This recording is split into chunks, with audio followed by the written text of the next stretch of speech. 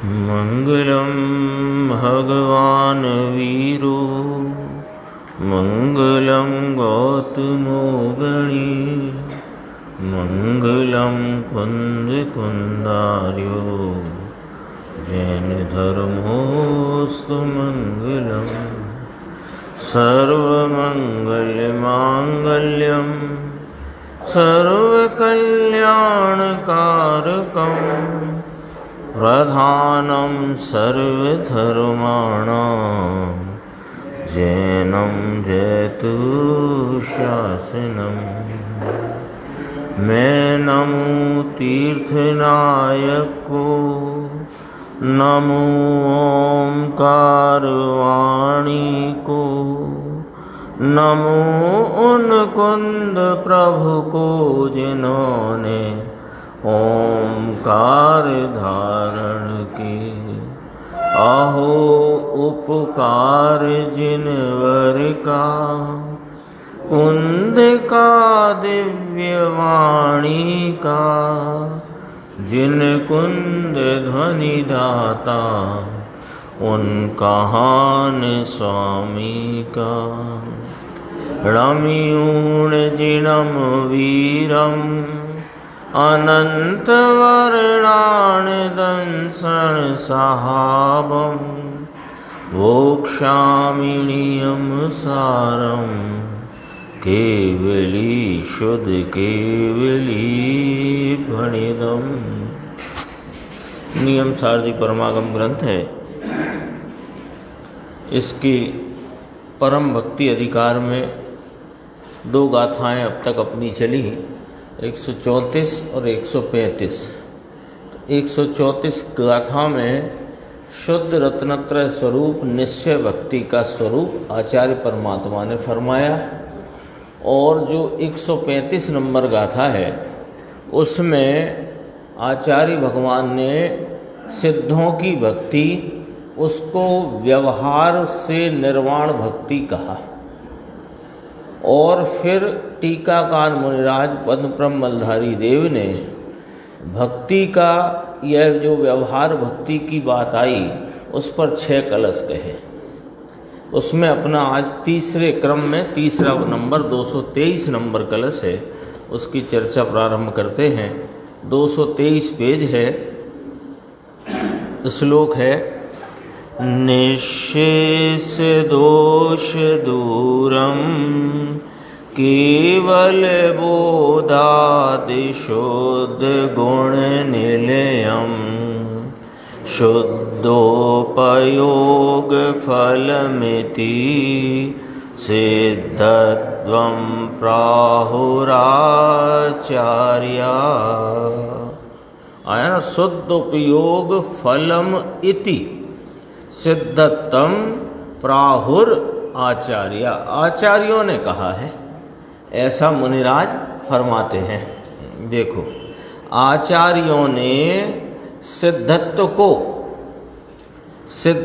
को माने सिद्ध अवस्था को, सिद्ध पद को, सिद्ध स्वरूप आत्मा की परिपूर्ण प्रगटता रूपी भाव को, उसका नाम सिद्धत्व है। सिद्धत्व का स्वरूप कहते हैं पहले।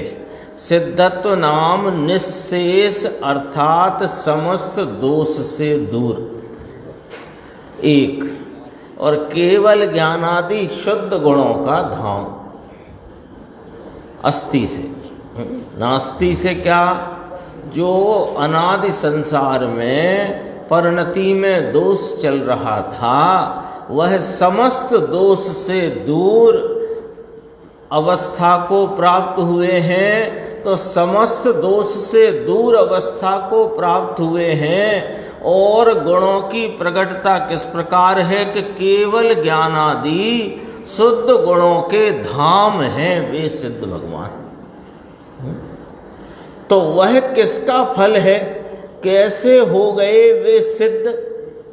सिद्ध अवस्था परिपूर्ण केवल ज्ञानादि भाव या केवल ज्ञानादि गुणों के धाम रूप और समस्त दोषों से दूर ऐसी अवस्था को कैसे प्राप्त किया, क्या किया जिसका फल ये आया। कि यह शुद्ध उपयोग का फल है। लिखा ना, इसको किसने कहा? तो यहाँ आचार्य भगवान की साक्षी देते हैं टीकाकार मुनिराज। आचार्यों ने, एक आचार्य की बात नहीं, सर्वज्ञ की परंपरा में जो आचार्य जितने हुए सब यही कहते हैं। और किस एक सर्वज्ञ की नहीं, अनंत सर्वज्ञ उनकी परंपरा में जो अनेकों आचार्य हुए, उनने यही कहा कि सिद्धत्व नाम केवल ज्ञानादि गुणों की धाम रूप अवस्था, सर्व दोषों से दूर रूप अवस्था, वह सिद्धत्व है। और सिद्धत्व शुद्ध उपयोग का फल है। बहुत इसमें गंभीर चर्चा गुरुदेव श्री ने ली है, अपन देखते हैं। देखो नीचे, आचार्यों ने, भगवान ने कहा है, ऐसा आचार्यों ने कहा है ना। तो आचार्यों ने कहा, कभी आचार्य कहते हैं, जिनवर देव कहते हैं, सब एक ही बात है। अरे ज्ञानी धर्मात्मा हो और बहुत विपन्नता की स्थिति में हो, छोटा हो, 8-9 वर्ष का हो, लेकिन जो कहे वो आचार्यों का कहा हुआ ही है, सर्वज्ञ का कहा हुआ है। क्यों? क्योंकि जो पश्यति अपाणम पश्यति जिन शासनम सब्बम, कल ही तो आई थी चर्चा। देखो, भगवान ने कहा है ऐसा आचार्यों ने सिद्धत्व को निश्शेष नाम समस्त दोष से दूर और केवल ज्ञानादि गुण शुद्ध गुणों का धाम, सिद्ध भगवान निश्शेष रूप से दोषों से दूर हैं। ये नास्ति से लिया। और केवल ज्ञानादि शुद्ध गुणों का धाम, ये अस्ति कही। ये अस्ति और नास्ति दोनों कही। दशा एक, दशा क्या है? सिद्धत्व की दशा है। इसे सिद्धत्व क्यों कहते हैं संजय भाई? कि जैसा स्वरूप अनादि अनंत अनादि निधन शाश्वत है, वैसा ही स्वरूप पर्याय में प्रकट हो गया, तो उस अवस्था को कहते हैं सिद्ध हो गया। सिद्ध हो गया कि ये सिद्ध ही है। यानी केवल ज्ञान आदि शुद्ध गुण स्वरूप, परिपूर्ण रूप, अनंत गुणों का पुंज और अनंत भावों को धरने वाला, जिसके एक एक गुण के भावों की प्रकटता की कोई क्या हद नहीं, बेहद अमाप है। ऐसी दशा को प्राप्त करना वह सिद्धत्व है। तो अस्ति से कहा केवल ज्ञानादि शुद्ध गुणों का धाम, और नास्ति से कहा समस्त दोषों से दूर। गुणों सहित ये अस्ति, ये शुद्ध गुणों का धाम और शुद्ध उपयोग का फल कहा है। ये मोक्ष वह शुद्ध उपयोग का फल कहा है। शुद्ध उपयोग, शुभ उपयोग का फल मोक्ष नहीं है। शुभ उपयोग का फल क्या है निर्देश भाई? संसार है ना। निर्वाण सिद्ध की व्यवहार भक्ति, देखो अब यहाँ स्पष्ट करते हैं। ये 3 पंक्ति पढ़ना इस पैराग्राफ। पहला बिंदु, शुद्ध उपयोग का फल सिद्धत्व की प्राप्ति कहा, है ना। अब सिद्धत्व की व्याख्या तो हो गई, समस्त दोषों से दूर और केवल ज्ञानादि शुद्ध गुणों का धाम, हो गई ना व्याख्या। तो सिद्धत्व किसका फल है? कि शुद्ध उपयोग का फल है। सिद्धत्व किसका फल नहीं है? कि शुभ उपयोग का फल नहीं है। शुभ उपयोग का फल मोक्ष नहीं, सिद्धत्व नहीं। लेकिन जो सिद्ध हुए हैं, जो निर्वाण को प्राप्त हुए हैं, उनकी भक्ति का फल के उनकी भक्ति का फल भी बंद है। क्यों? क्योंकि वह भी शुभ उपयोग है, शुद्ध उपयोग नहीं। वे जितने सिद्ध अनंते विराजते हैं वे शुद्ध उपयोग के फल को प्राप्त हैं। वो शुद्ध उपयोग के फल को प्राप्त जितने सिद्ध परमात्मा हैं उनकी भक्ति वह शुभ उपयोग है, उसका फल मोक्ष नहीं है। तो कहा पीछे गाथा में तो यही कहा था, सिद्धों की भक्ति को व्यवहार से निर्वाण भक्ति कहा है। तो सही तो कहा है, व्यवहार से कहा है, यानी है नहीं तो कहा है। बोलो, आई बात स्पष्ट है ना? व्यवहार ऐसे अपने को अब तो समझ में सबको आने लगा, पहले अपने को भी हमको भी सबको ही व्यवहार से तो है ना, व्यवहार से तो है ना। अब व्यवहार से है का क्या मतलब होता है कि नहीं है? देखो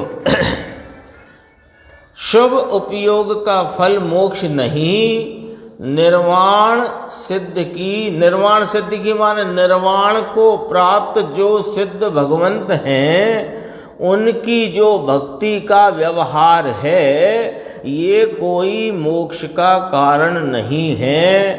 इतना स्पष्ट कथन इसको गोटा वाली ने अर्थ करवा। इसका अर्थ समझ में आया?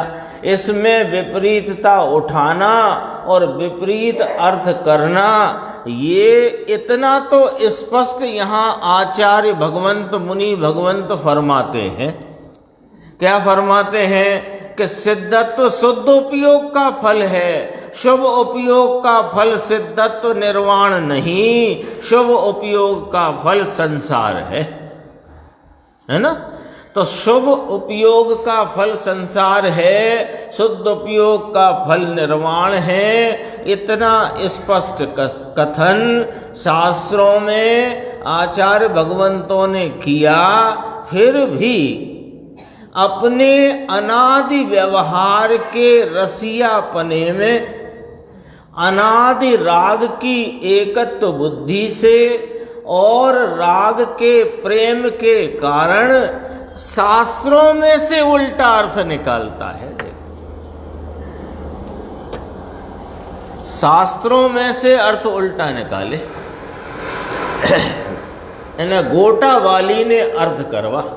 ये बहुत बड़ा दोष है, बहुत बड़ा दोष है ना? आप ऐसे समझ सकते हो, लौकिक में भी ये तो उससे अनंत गुना बड़ा मानना। उदाहरण के लिए कहते हैं, लौकिक में भी आप दुकान पे बैठते हो और आपके यहाँ से 5 वस्तुएं किसी ने खरीदी और आपने उसके जोड़ में गड़बड़ घोटाला किया, और जोड़ में गड़बड़ घोटाला किया तो लौकिक की ही दृष्टि से बताना आपने सही किया है कि गलत किया। लौकिक की ही दृष्टि से दोष रूप है कि नहीं है, गलत है कि नहीं, पुण्य पाप को छोड़ दो, अभी गलत है कि नहीं, नीति विरुद्ध है कि नहीं, वह दोष रूप है कि नहीं। अरे यह जिनवर परमात्मा की वाणी जो उन आचार्यों के द्वारा जिसकी परंपरा चली आई है, मुनि भगवंत और धर्मात्मा जिसको अपन सब भव्य जनों के हित के लिए कहते हैं, उसमें गड़बड़ घोटाला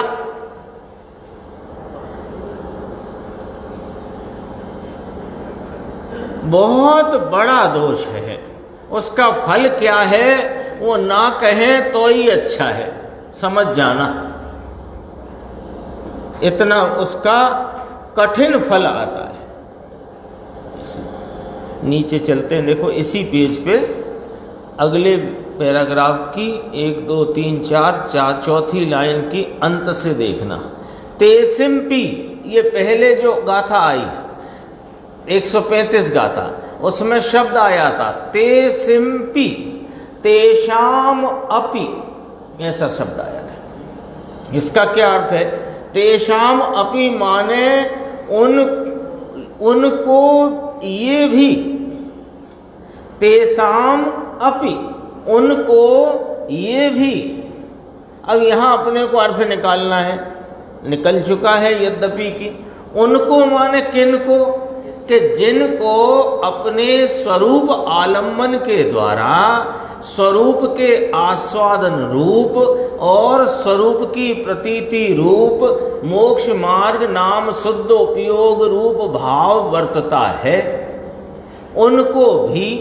और क्या भी, उनको भी यह माने क्या, कि सिद्धों की भक्ति, निर्वाण भक्ति है ना, उनको भी।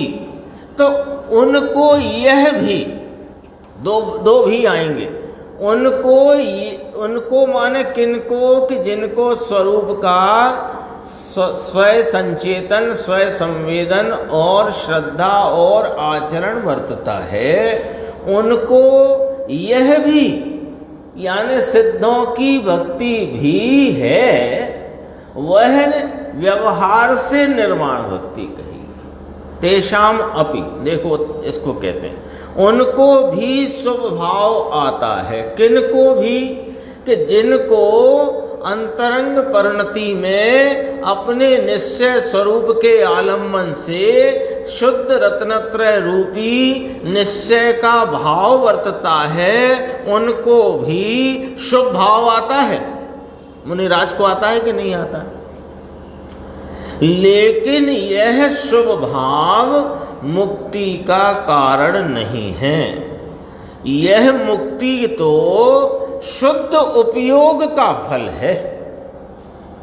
केवल ज्ञान और परमात्म पद शुद्ध उपयोग का फल है, शुभ राग का फल नहीं है भाई साहब। इसमें बोला नहीं भाई साहब, समझना। लेकिन देखो, पंच महाव्रत, 5 समिति, गुप्ती आदि, 3 गुप्ती कही ना, ये क्रिया कांड, इसका फल मुक्ति नहीं है।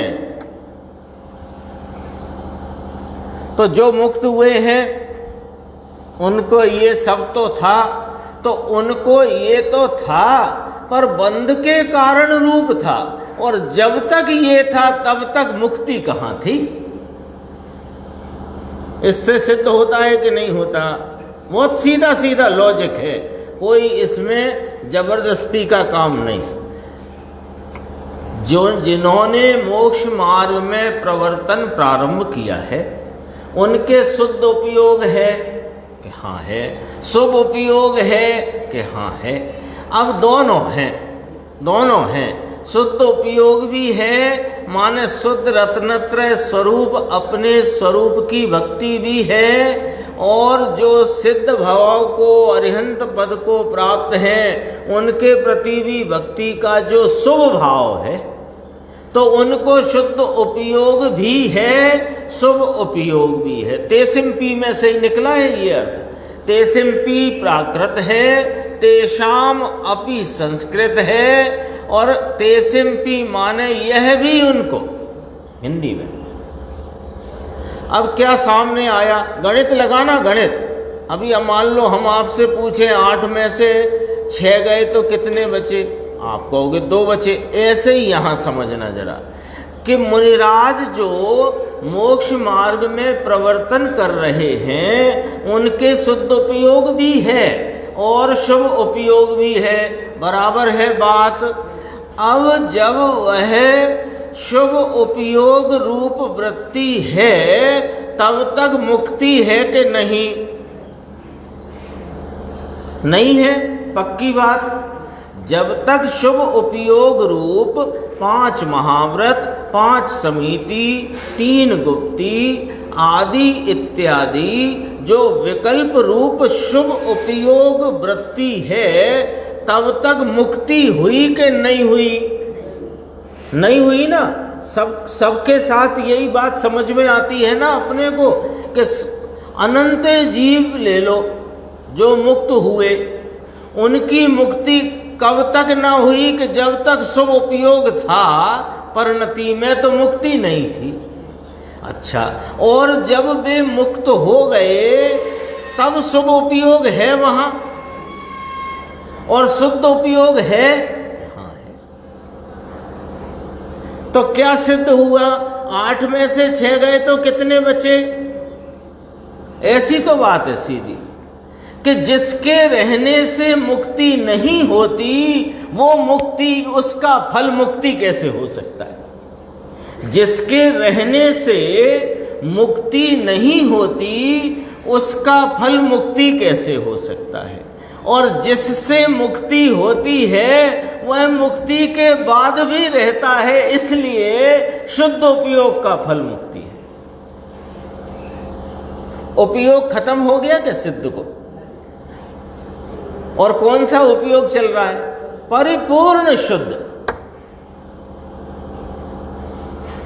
सीधा सीधा लॉजिक आता है कि नहीं आता? अब कहां से आपके चित्त में यह संशय रह सकता है कि शुभ उपयोग कुछ ना कुछ लाभकारी है? कैसे रह सकता है? अब आप बता दो।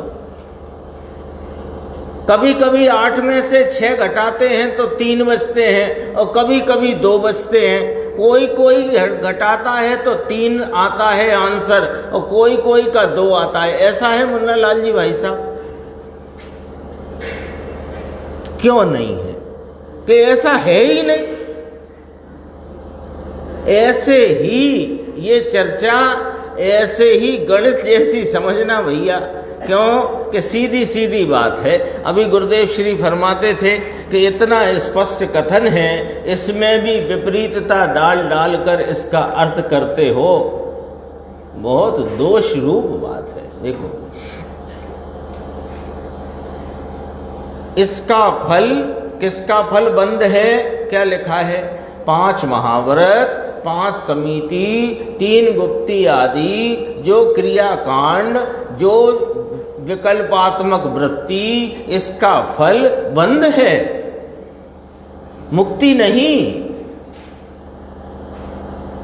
भारी कठिन काम। अभी तो यही चलता ना, व्यवहार अच्छा, व्यवहार करो, व्यवहार अच्छा है, भला है भैया, व्यवहार भला है, इसको व्यवहार को करो। और वह शुद्ध सागर तो फिर यहाँ तक कहे कि अभी तो शुभ योग ही है। इसने बात बाहर पाड़ी है, पत्रिकाओं में इधर उधर वो उसका प्रचार किया है। अरे स्वरूप की सन्मुखता होने लायक भी नहीं, ऐसा कह दिया। यह अपना हाजरा हुजूर निरंतर वर्तमान विद्यमान तत्व है और वर्तता उपयोग है। उपयोग स्वरूप ध्रुव प्रवाह में वर्तता यह अपना ज्ञाता दृष्टा महाप्रभु विद्यमान है और इसको निहारने वाला, इसका आस्वादन करने वाला उपयोग भी विद्यमान है। और तीसरी चीज की जरूरत नहीं है। फिर भी कहे कि अभी तो 5वां काल भरत क्षेत्र, यहाँ तो अभी शुद्ध उपयोग होता ही नहीं। यानी आत्मा आत्मा कोई न जाने, ऐसा कैसे होए? कोई काल, कोई क्षेत्र, कोई गति, कोई लिंग, कोई लेस्या कभी इस आत्मा के अनुभव में बाधक नहीं है। ये बात आ गई है, जैन तत्व मीमांसा की प्रस्तावना में ये बात आई है। कोई गति, कोई लिंग, कोई लेस्या, कोई क्षेत्र, कोई काल। अभी गुरुदेव कहते हैं ना, काल का अड़े छे नड़े छे, 5वां आरा फारा आत्मा में है ही नहीं।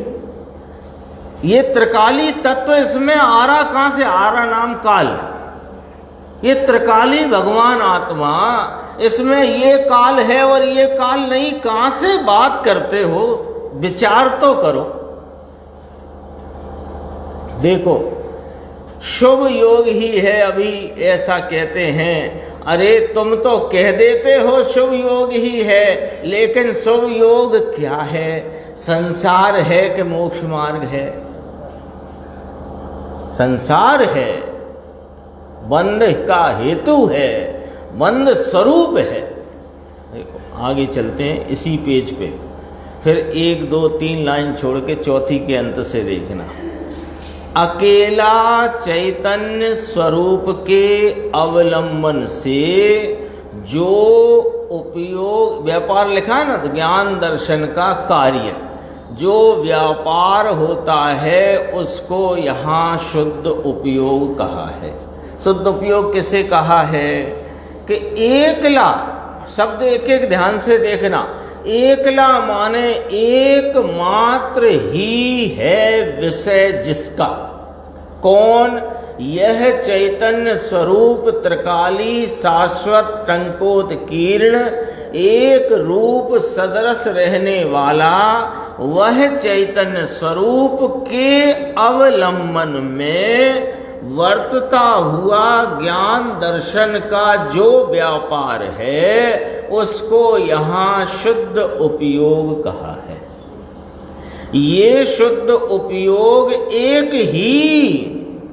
ये एक शुद्ध उपयोग मात्र ही मुक्ति का कारण है। बाकी कोई मुक्ति का कारण व्यवहार है नहीं। बोलो है कि नहीं? इसमें कलश 223 नियम सारजी परमागम और कलश कर्ता मुनिराज पद्म प्रमलधारी देव जो भावी तीर्थादिनाथ हैं। इतनी बात आज निर्णय करना कि नहीं करना मुकेश भाई, इतना ही निर्णय करो आज। कल अपन इसका निर्णय करेंगे कि यह चैतन्य वस्तु प्राप्त कैसे होएगी, उसका या प्राप्त होने के लिए वह चैतन्य वस्तु का स्वरूप क्या है, ये बात आगे करेंगे। अभी तो इतनी कर लो, ये निर्णय करो कि ये शुद्ध उपयोग किसे कहते हैं। ये इतनी सी चर्चा आई है। शुद्ध उपयोग किसे कहते हैं? शुद्ध उपयोग का फल क्या है? जो शुद्ध उपयोग का फल है, क्या उससे ही वह फल की प्राप्ति होती है? और जो शुभ राग व्यवहार है वो उससे क्या होता है और क्या मुक्ति होती है कि नहीं होती? ये 3 लाइन में आई कि नहीं आई बात? क्या बात आई? शुद्ध उपयोग किसे कहते हैं कि एकमात्र चैतन्य स्वरूप के अवलंबन में जो ज्ञान दर्शन के व्यापार रूप उपयोग की प्रवृत्ति है उसका नाम शुद्ध उपयोग है। इसका फल क्या है साहेब कि इसका ही फल मुक्ति है। अब ही लगा दिया ना, एक शुद्ध उपयोग का ही फल मुक्ति है, तो इसमें ही लगाया है। तो शुद्ध उपयोग ये ही एक ही मुक्ति का कारण है। तो जब यह एक ही मुक्ति का कारण है तो अन्य का क्या करना? अब अन्य को भी कारण मानना। आपके हाथ में गिलास है, गिलास में लस्सी है। आपने कहा, हमने पूछा क्या है, आपने कहा ये तो लस्सी ही है। अब वहाँ पर क्यों साहब चाय तो नहीं है, ये क्यों साहब दूध तो नहीं है, ये क्यों साहब ये फला तो नहीं है, ये ठंडाई तो नहीं है। अब प्रश्न कहाँ है बता दो? अब कहाँ यह प्रश्न है कि यदि शुद्ध उपयोग एक ही मुक्ति का कारण है तो अब ये प्रश्न कहाँ है कि शुभ राग से कुछ मुक्ति में मदद मिलेगी कि मुक्ति का कारण होएगा कि कारण बने का कारण होगा? ये बात का अब प्रश्न ही कहाँ है? बोलो। तो इतना निर्णय करना कि नहीं मुकेश भाई आज? एक शुद्ध उपयोग किसे कहना? एकमात्र चैतन्य स्वरूप के अवलंबन में वर्तने वाले ज्ञान दर्शन के व्यापार को शुद्ध उपयोग कहते हैं। यह शुद्ध उपयोग एक ही मुक्ति का कारण है और जितना व्यवहार जिनागम में कहा गया हो, जितना व्यवहार, वह सब ही मुक्ति का कारण नहीं है। इतना निर्णय करना है आज। तो कहा हमें तो पता है पहले से, तो पहले से पता है। एक होता है पता होना, एक होता है निर्णय होकर उस पर चल देना। पता तो है हमें कि दिल्ली का मार्ग इधर से जाता है, पर दिल्ली जाना है तो चलो फिर, निर्णय पक्का करो और रवाना हो। ये वाली बात है। देखो तो भी देखो फिर गुरुदेव क्या, छता बांधा ने बचका काढ़ा करे, तो भी ये इसमें कुछ ना कुछ बांधा माने, ऐसे नहीं ऐसे नहीं, थोड़ा तो है, थोड़ा इससे तो होता है, थोड़ा तो है, मदद तो मिलती है, सहारा तो है, टेका तो है, फलाना तो है, ढीमका तो है। लिखा कि नहीं लिखा, बांधा उठाए बचका काढ़ा करे, बीच का कोई ना कोई इसमें चक्कर चलाए। अनादि का स्वभाव है इसका, अज्ञानी का। अज्ञानी का ये स्वभाव अनादि अनंत नहीं है, अनादि से चला आया है राग का रस, राग में एकत्व। कोई नया थोड़ी सीखा है इसने राग का प्रेम, लेकिन अभी नया सीखने को मिल रहा है। सो सीख लो और जो कार्य पहले न किया वो कर लो। देखो भगवान अंदर चैतन्य परमेश्वर प्रभु परमात्मा विराजते हैं, इसका आश्रय लेकर के ही सम्यक दर्शन से शुरू होकर केवल ज्ञान होता है, बाकी सब व्यवहार के कथन आते हैं।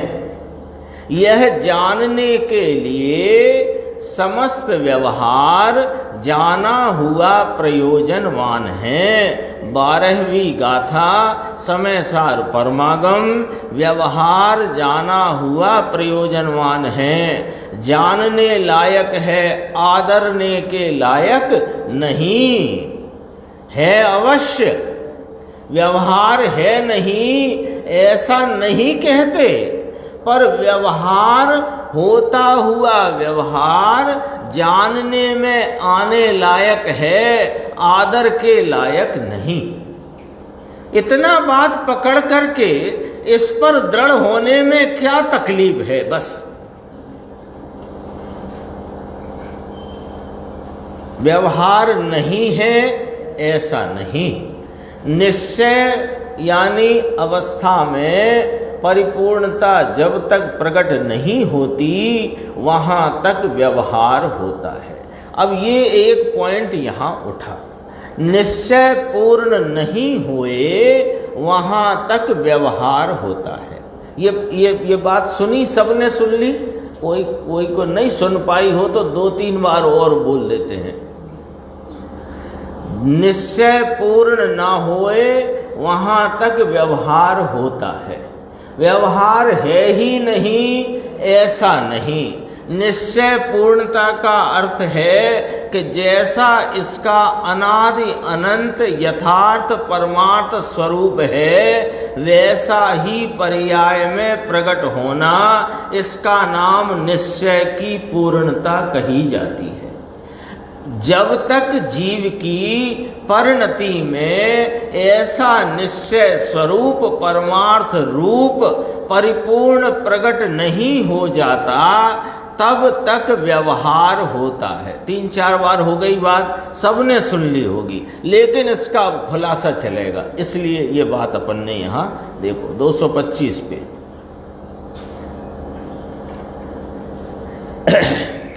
ऊपर से 4 पंक्ति छोड़ देना। फिर देखो प्रश्न चला है कि अशुद्ध नय है, तो अशुद्ध नय में मोक्ष का मार्ग कहाँ से आया। फिर गंभीर है बात, समझने की है। इसको समझने से बहुत सारी भ्रांतियां दूर हो जाएंगी।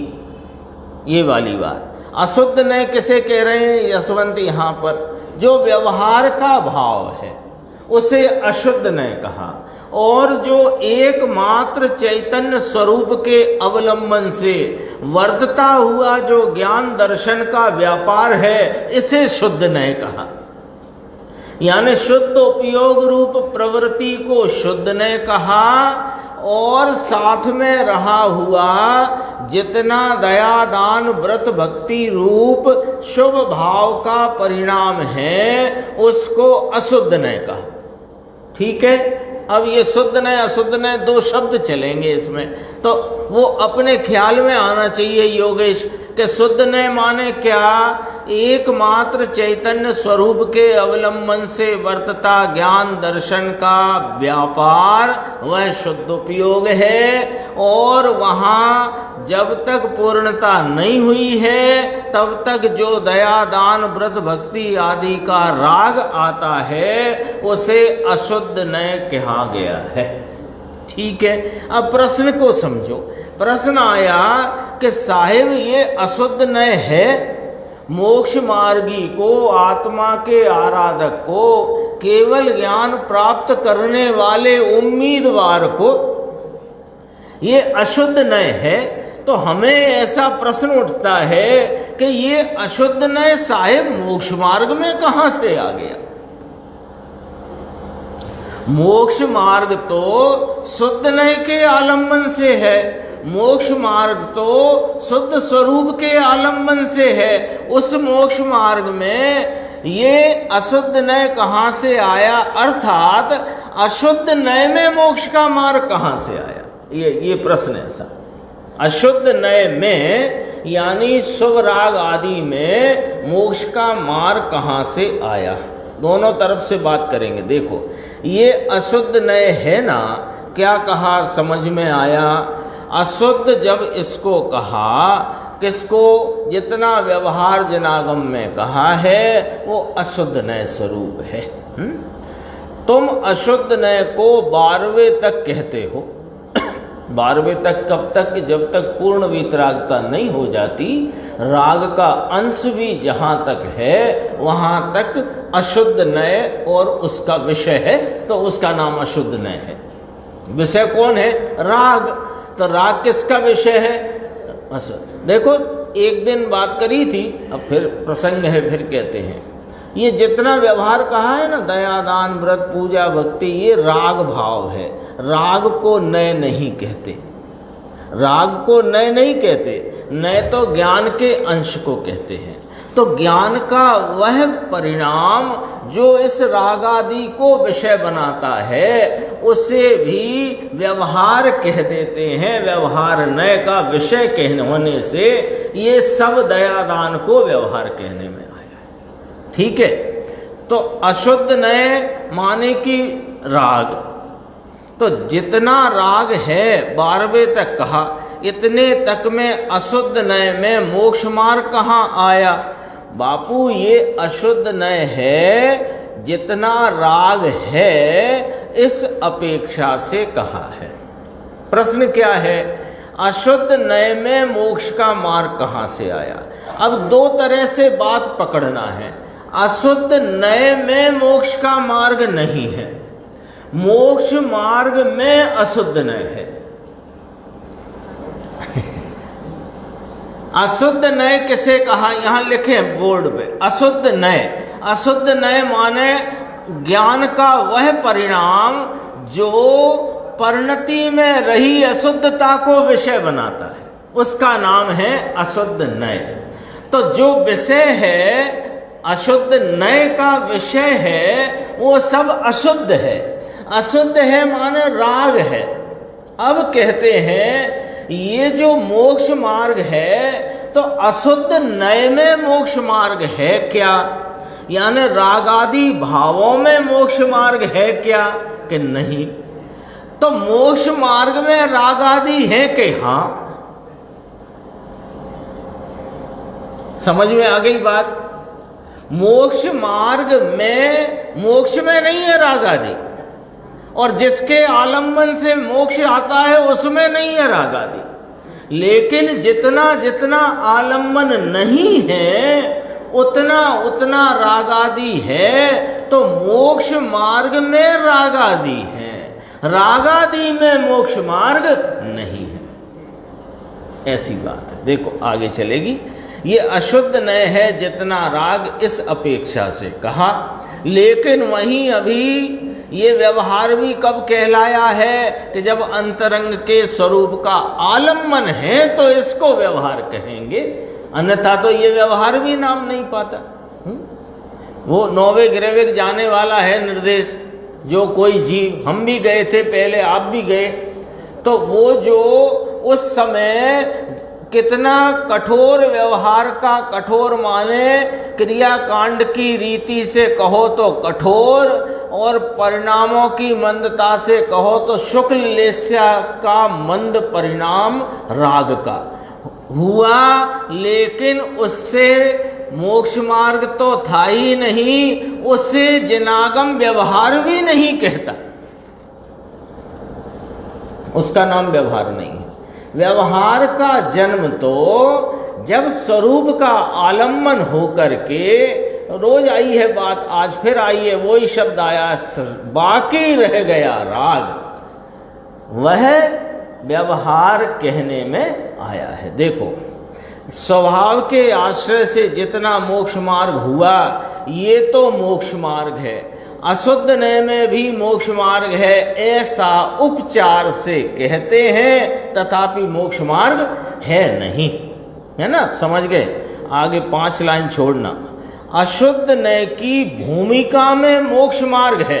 अब देखो गुरुदेव की खुलासा, अशुद्ध नय की भूमिका में मोक्ष मार्ग है, यानी राग की भूमिका है, लेकिन वहाँ स्वरूप के आलम्बन से उपजी हुई शुद्ध उपयोग और शुद्ध परिणति की अखंड धारा, कभी कभी होता है शुद्ध उपयोग और शुद्ध परिणति अखंड धारावाही चलती है, और राग की भूमिका है। चौथा गुण स्थान, 5वां गुण स्थान, 6वां गुण स्थान, और आगे 12वें तक, जब तक पूर्ण वितराग ना हुआ तब तक 10वें के तक तो बंद ही कहा, अबुद्धि पूर्वक का राग वहाँ है, और राग का सूक्ष्म अंश 12वें के प्रारंभ में है, जो अंत में पूर्ण वितरागता की प्राप्ति होती है ना। तो ये 12वें गुण स्थान तक अशुद्ध नय की भूमिका है। अशुद्ध नय की भूमिका को क्या दूसरे शब्दों में क्या कहना निर्देश भाई, राग की भूमिका है। अशुद्ध नय अपन ने लिखा ना ब्लैक बोर्ड, अभी मिटाया नहीं है, हाँ लिखा है वहाँ। अशुद्ध नय माने ज्ञान का वह परिणाम, वह अंश जो अशुद्धता को विषय करता है। तो अशुद्धता को ही अशुद्ध नय कहा, विषय पर ही आरोप करके उसको अशुद्ध नय कहा। तो अशुद्ध नय बराबर क्या लिख दें यहाँ पर, रागादि मलिनता बराबर अशुद्ध नय। 5 महाव्रत, 5 समिति, गुप्ती आदि जितने भी कषाय की मंदता, चौथे 5वें वाले को दया दान व्रत आदि का परिणाम, ये सब काय में लिख दें, अशुद्ध नय में। ठीक है, लिखा रहने देना, अभी चलते हैं। ये 12वें गुण स्थान तक अशुद्ध नय की भूमिका है व्यवहार नय की, लेकिन अंदर में स्वयं का आश्रय है, इतना मोक्ष मार्ग शुरू हो गया है। सब बात ली है भैया, आचार्यों ने तो कोई बात बाकी रखी नहीं है। सच कहते हैं, गुरुदेव कहते हैं, केवल ज्ञान का विरह भुला दिया है। ऐसा लगता ही नहीं है कि अभी यहाँ तीर्थंकर नहीं विराजते, केवल ज्ञान नहीं है यहाँ, ऐसा लगता ही नहीं है। क्यों कि जो सर्वज्ञ देव ने फरमाया है वो सारी की सारी बात ये जिनवाणी में अपने सामने उपलब्ध है, और अनेक ज्ञानियों ने, मुनिवरों ने, आचार्यों ने उसका स्पष्टीकरण करके अपने को दिया है। तो कहते हैं सब बात ली है, आचार्यों ने कोई बात रखी नहीं, एक एक बात को छचेड़ी करके कहा है, उकेल उकेल करके। 12वें तक तुम व्यवहार न कहते हो, अशुद्ध कहते हो, और फिर ये भी कहते हो मोक्ष मार्ग राग से मत पालो, राग से व्यवहार से मोक्ष मार्ग है नहीं। तो फिर इसको, ये राग के भाग को मोक्ष मार्ग कहाँ से आ गया? समझ में आया कि इसको मोक्ष मार्ग भैया स्वयं से आया है, अपने स्वरूप में से आया है। जितना पर का आश्रय रहा इतनी अशुद्धता है और इसको व्यवहार कहने में आता है। नीचे प्रश्न है, शुद्ध नय और अशुद्ध नय दोनों साथ में हैं कि दोनों साथ में हैं? कब तक के पूर्ण नहीं तब तक। जहाँ तक पूर्ण नहीं वहाँ तक राग है, और राग है यह कोई मोक्ष का कारण नहीं, तो भी मोक्ष मार्ग वहाँ नहीं है ऐसा नहीं। मोक्ष मार्ग तो स्वरूप के आलम्बन से निरंतर जाजल्यमान है, जारी है, चल रहा है। और ये जितना वहाँ राग है वह मोक्ष मार्ग नहीं, मोक्ष मार्ग में राग का अंश है, लेकिन राग का अंश है, वह मोक्ष मार्ग नहीं है। थोड़ी चर्चा और है, अपन आगे की स्वाध्याय में लें। नंदी शुद्ध स्वरूपी अविनाशी में